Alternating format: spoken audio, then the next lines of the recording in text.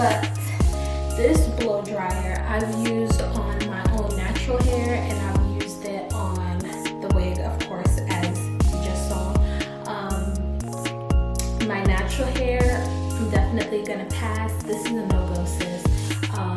This is gonna cause way too much heat damage for your natural hair, because what it's doing is it's spitting out a lot of heat, but you have to pass over your hair so many times in order for it to dry. That's one. Two, it takes forever to dry, especially if you have thick hair and you have a lot of hair. This is going to take forever to dry. So stick with your regular blow dryer that has been getting the job done, because this ain't it. I like the concept that it's a brush and a blow dryer, so you know, it's kind of like styling your hair as you're blow drying it. It's getting it straight, so if you needed to stretch your hair and you have fine hair, this is great. But if your hair is very thick, don't do it to yourself. Save your money.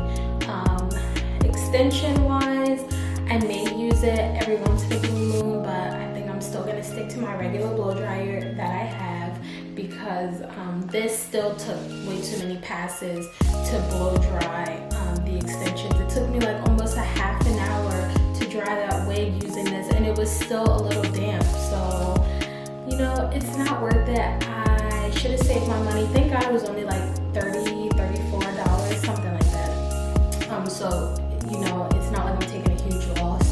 But yeah, definitely save your money if you have thick hair. If you have fine hair, you know, this could work for you, because it's not going to take as many passes to go over your hair to dry it and everything. So this might actually be a great investment for you if you have fine hair. But my thick hair girls, save your money, sis. Pocket that money, okay?